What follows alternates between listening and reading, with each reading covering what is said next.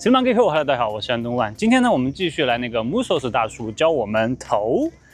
Diving Pencil 就是沉水铅笔的，怎么说呢？分享吧。今天呢，主要来讲一下，就是我们在操作这个 Diving Pencil 的时候，到底有几种操作方法，然后呢，应该是怎么样操作。但是呢，在说之前，我首先要跟大家说一下，我呢是看了一些视频之后呢，觉得 Zenak 的 Musos 的大叔讲得很好。当然，这个东西也是因人而异。你可以说你就按照他的来，你也可以说你还有其他的操作方法。所以我想要声明一点的是，这是仅仅是他的操作方法，然后呢，当做大家的参考。好的，就是这样。那么今天呢，我们就来讲一下钓这个金枪鱼或者轻物当中用的比较多的，就是这种钓大物用的比较多的 Diving Pencil。它呢主要的动作呢，我在之前的视频当中呢已经跟大家说过了，大家可以参考一下我之前的那部讲 Diving Pencil 的基本上的动作的这部视频。看完之后呢，大家就会对这个东西呢有一个基本的认识，然后呢再进行我们这节课的实际上的操作，再进行我们这次的实际上的操作呢，我认为是比较好的。在那部视频当中就给大家说了，它的操作呢主要就是潜水，然后脑袋浮起来的这么一个动作。具体要是怎么样操作呢？我们今天就话不多说，直接来它的操作的几个 pattern， 就是几个种类，对吧？Musos 的大叔呢就说了，这个东西呢，它的操作种类呢，它主要有5种操作的种类。至于这个 Diving Pencil 的吸引鱼的方式呢，就是在远投之后呢，一个是鱼潜下去的声音，然后潜下去的时候它晃动的这个动作，然后闪烁，然后就是它的泡沫，对吧？主要就是模仿在水面逃窜的那些鱼的动作。好的，那么它的操作的动作有几种类型呢？首先第一种就是 Musos 的大叔把它叫什么狼姑架苦吧，大家翻译成中文就是一个长抽的动作，对吧？第一种是长抽，丢出去，先收一下。长抽呢是怎样的呢？就是拉到水里，1、2、3、4，起来，让它的头抬起来，1、2、3、4，1、2、3、4。1、2、3、4，就是这样的一个动作。至于竿上面的动作呢，就是我之前的那部视频刚才大家说的，这就是长抽。它呢主要就是吸引鱼的能力比较强，因为它在水面可以窜动比较长的距离，然后再做一个停顿。具体的操作还是跟我上次说的一样的，每次的放开都要让它完全的把那个支线放开，让它能够自由的浮起来，然后再咻的一下把它拉起来，然后更快的把它放出来，就是这样。1、2、3、4，放开。1、2、3、4，放开。1、2、3、4，放开。1、2、3、4，放开。大概呢就是卷4次，然后呢最后半次到1次就是把你的支线收掉。1、2、3、4，放开。1、2、3、4，放开。这是第一种长抽。第二种呢就是短抽，就是 short jack， 它就叫做。那怎么样？就是一卷一抽，一卷一抽这样。它的特点呢，就是可以在比较短距离当中呢，发挥它的那个声音以及泡沫的效果，然后吸引鱼呢，在比较短的距离让它来咬它。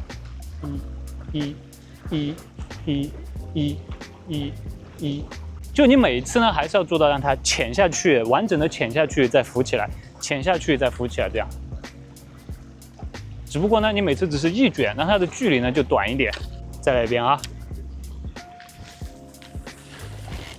就是比如说我在那里，鱼都集中在那里，我觉得鱼在那里要出来，我要在那边就是反复的这样刺激它的时候，就这样一次，每次也要是把它拉到水里，然后完全的把支线放开，拉到水里，支线放开，拉到水里，支线放开，拉到水里，支线放开，就是通过一个短距离来吸引鱼的一个咬法。然后第三种呢，就是它叫做 middle jack， 就是 middle jerk， 就是最常规，我们也是用的最多的，就是2卷1次收竿的这样一种操作。1、2、1、2、1、2、1、2、1、2，这也是用的最多，也就是我们最常用的，就是最中距离的抽，就是2卷，每次压下去潜水之后2卷，然后把竿迅速的抬起来，然后再1卷或者半卷把支线收掉，等那个饵完全姿态调整正之后呢，再进行下一次的。这就是最基本的3种操作。那这3种呢，你就可以根据鱼当时的情况，比如说你觉得鱼的活性比较高，然后追得比较远的时候，或者是说你想用长卷来吸引鱼出来的时候呢，你就卷4次。然后鱼跟着的时候呢，你再把它多停一点，停着的时候呢，鱼就比较容易咬得准一点。卷4次长卷的时候呢，鱼比较容易出来，但是呢，可能咬得不是那么准。那这个时候呢，你就1、2、3、4，停久一点，1、2、3、4，支线停久一点。1、2、3、4，支线停久一点，1、2、3、4，好，就是这样。那你多给它一点停顿，然后让鱼出来咬它。那一般来说，我们用的最多呢就是2卷1抽的，这就是在最普遍的情况下，最常用的就是2卷，然后一放，2卷一放，2卷一放。当你觉得鱼都集中在那里，你想让它在那里咬的时候呢，比如说你长卷了之后，发现鱼跟在那里，然后你想用小卷让它来咬的话呢，你就是一下一下一下的，就是我们说的短卷1抽的这种方法来吸引鱼出来。好，这就是最常用的3种它的操作的类别。那第4种呢是什么呢？就是平卷。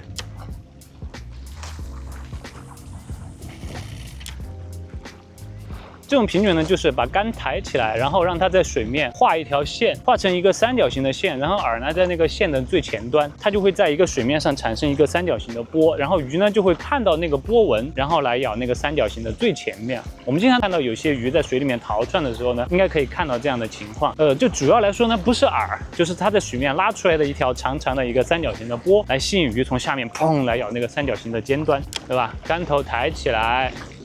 然后就是把它慢慢的这样卷过来，你不用在意太多，就在水面上拉出一条线就好了。尤其是在那个我们的 bait， 就是鱼的饵食比较小的时候，或者是说水面上这种逃窜的鱼比较多的时候，又在炸水的时候，这种呢都是非常有效的一种方法。这是第4种。那第5种呢，就是尤其是对那个哪布拉，就是炸水花的时候非常有效的，也是平卷，但是呢平卷呢就会比较狂躁一点，就是让它在水面这样弹跳弹跳弹跳弹跳弹跳弹跳。模仿那个水面鱼在那种跳的那种效果，就很多情况就是，特别是在水面炸水花的时候，下面的人就会跟着一直在后面嘣嘣嘣嘣这样咬，然后就是通过它在水面这种弹跳呢，来吸引鱼的咬法，对吧？再来一次。